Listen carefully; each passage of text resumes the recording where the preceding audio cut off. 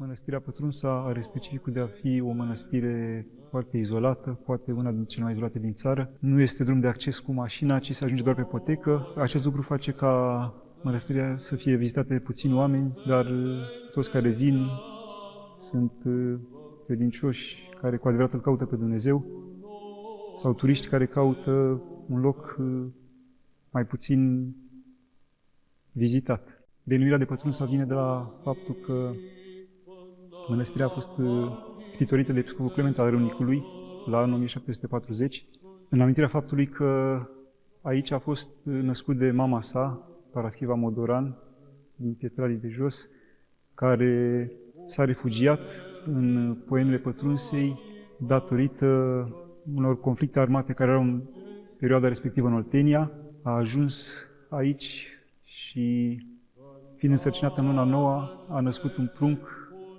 la rădăcina unui fag. Pruncul în botez a fost numit Constantin, după aceea, cu timpul crescând, se va călugări și va ajunge episcop al Râmnicului, cu numele Clement.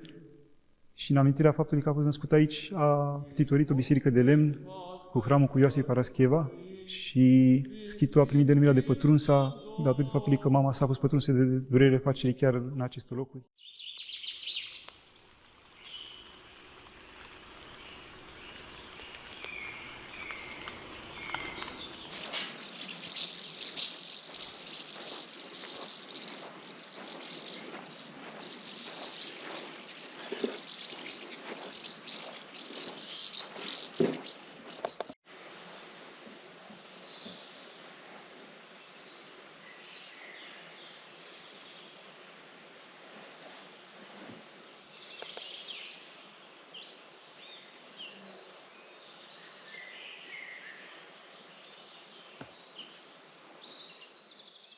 Prima bisericuță nu s-a păstrat, ci după doar câțiva ani a fost dărâmată de o avalanșă de zăpadă și pietre pornite de sus din munte.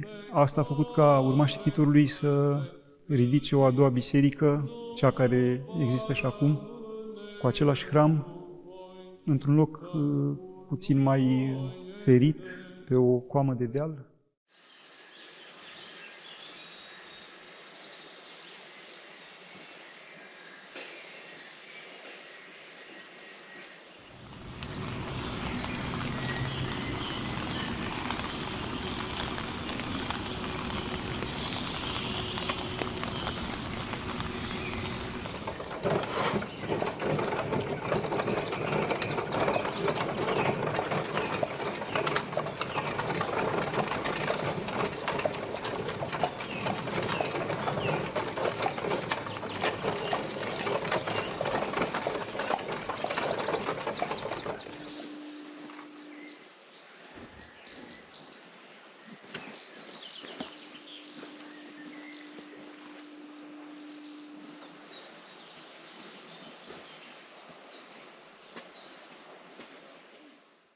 Cărămidă și pe cărămidă trece numele, dar bine, cu literele astea. Și se văd.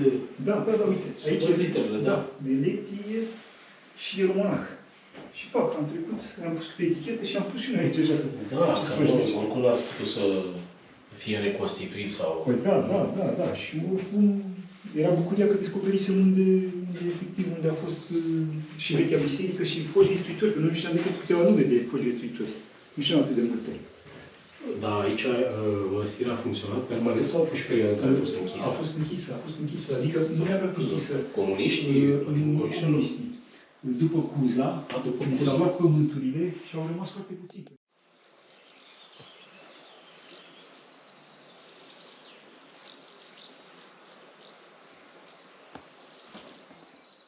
Faptul că se întâlnesc aici cu o atmosferă de rugăciune specifică mănăstirii și după aceea cu niște peisaje unice în faptul că munții Buila Vânturalița sunt munți calcaroși care au un specific al lor, traseul de creastă care e foarte atractiv și